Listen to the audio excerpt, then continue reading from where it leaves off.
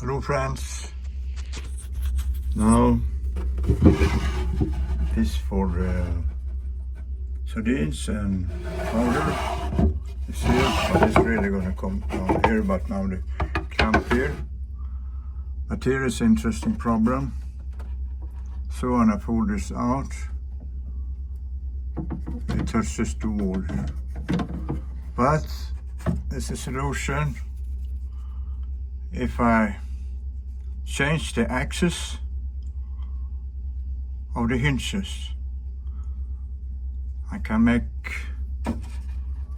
this go parallel with the wall. And then these things I can change so the axis of the gimbal is horizontal. So getting all this together, well, it's a problem for the geometry in school. So here is this.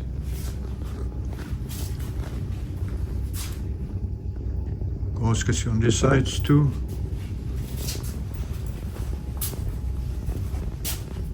And this. Now I'm trying to put up the piece for the gimbal. That other thing is there. So this is it for today. Hello friends, this is Irvin. And now spring is coming, 1962. I'm from Serbia, up behind Olympus on a high. Also this organization was helping in a mental hospital just outside Athens. At that time, mental hospital was not prioritized. And if there was people who have some trouble, I was just put there, to forget and to die. And of course, some children were not born normal. So they were put there, and they didn't really was giving any good clothes, and to eat, they only got spaghetti, no proper food, So they didn't get any good living, and they were just put in a big room and really no clothes, just skirts, and in the winter it was cold down there in Athens too, it could be nearly freezing. So many of them died, but this organization, we helped them, so I was there. And I helped mostly with carpentry and painting and that kind of stuff, not for the patients. But in the evening, it was not far outside Athens, so I hitchhiked in, and then I met other travelers, existentialists, It was a place just below Acropolis. They call it Plaka. And there many people from traveling, they've come from everywhere, we're meeting, talking about the big questions, and I learned, people there. And then when my time was up, I was with there. And there was a famous existentialist, and he got rich in the filming. He was, I think, an actor, and he had a place where we could sleep. It's called Simos, and they made kind of tent and tarpaulins and things like this. And so I often went there, and then one day a Dane, an Australian, came in a Volkswagen bus. And Danish, at least at that time, we spoke the same language, so I spoke to him in Swedish. He understands Swedish and I understand Danish, but nowadays even Swedish and Danish, they speak English together, so I think it's kind of stupid. But anyway, they were on their way to Turkey and beyond there, So I thought, one had the idea, you know, maybe go to India and study with a yogi. But, well, anyway, I asked if I could take them. It was already a little place in that thing. But Finn, he was a very nice and fine man. Before he'd been in Israel working in a kibbutz and things like this. And so he took me and I came along. And it was a long way there, you know, this car didn't go well and it broke down now and then, and at one time it had a major breakdown, you know, so the engine has to be taken apart and redone, you know. So we were there, you know, and then we went to many small towns. And Finn, he was a curious man, you know. And then we came to Saloniki, and then Finn said, there is a place, a monastery, not far from here, called a monk republic. And it's Greek Orthodox, and it's called Mount Athos. And now I'm going to try to get us permission to go there. It's very difficult to say, but you know, and he was a very good talker. So that's what he did. But before that, I must mention, you know, at one of the places we stopped, there was like a beach, and we stayed there for a few days. And in the house near there was a family with a daughter. And the mother wanted to find a husband for her. So first she asked Finn, wouldn't you like to marry her? And well, no, Finn didn't like it. And then the mother asked me, wouldn't you like to marry her? And I said, but what about the daughter? Does she like?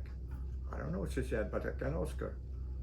So the mother asked the daughter, would you like to marry this man? Yes, she said that would be okay. So, but on the other hand, well, this was not what I planned, you know. So I said no too. And then we drew on. And then finally, Finn had been to many, many places there in Saloniki and got permission from one authority, and after that another authority and another authority. And then we were going to go out on this peninsula on Mount Athos. But visiting people there, they went by boat because there was no route going there, you know, and it was like jungle, you know, it was very overgrown. But Finn said we could make it, you know, because we didn't have time for that boat. We didn't have money for that boat. So we drew smaller and smaller routes, and finally in a very little poor village, you know, we parked the car, and then we started walking. And it was tough going.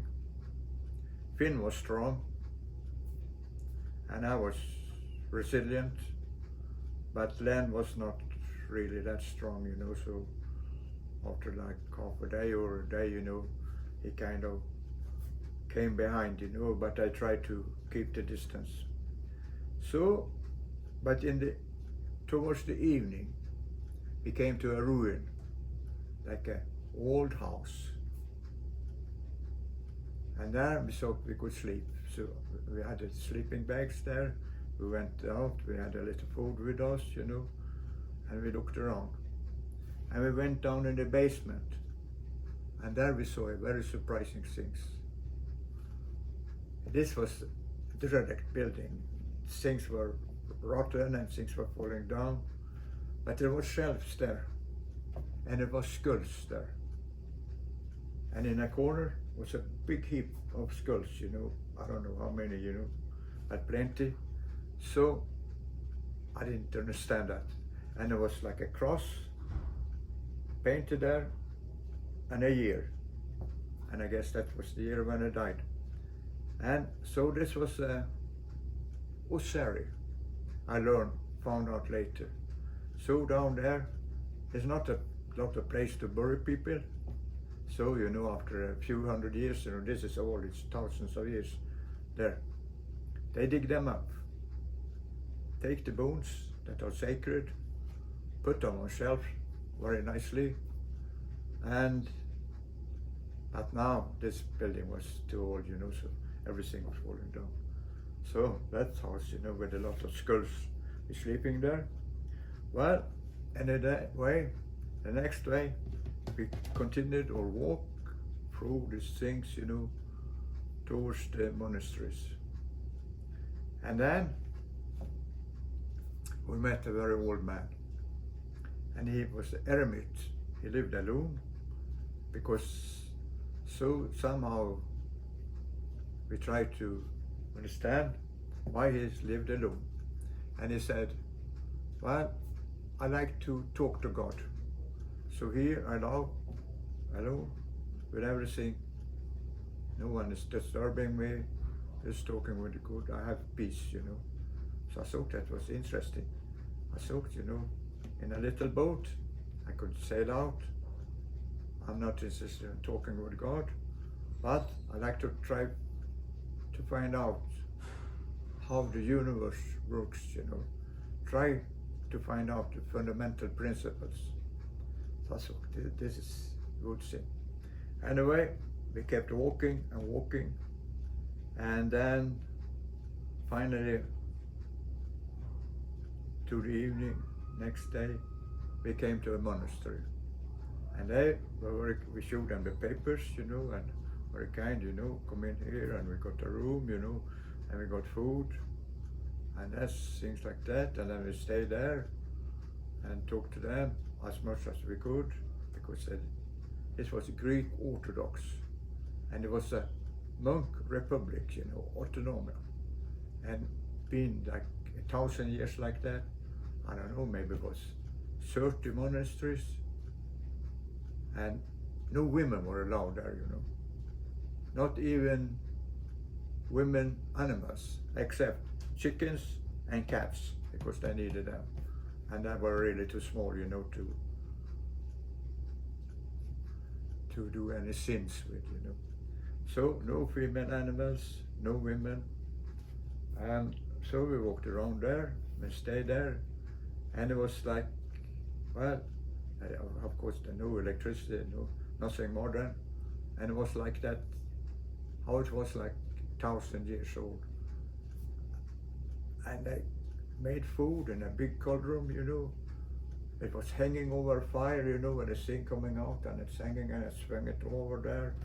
And from that, they made food, and yeah. And what they made also they made charcoal, you know. So it was an interesting thing. So, in a way, you know, after living with these monks there and really understand, you know, that all these material things that we have is not really important, you know. It was a good thing, you know, preparing for my boat. So, and then we walked all the way back, you know, found in the car, everything was all right. And going there, and the roads was very bad, you know, like sometimes we have to ride through rivers and stones, you know. And finally we came to Istanbul. So I will talk a little bit more about later. So thank you for today.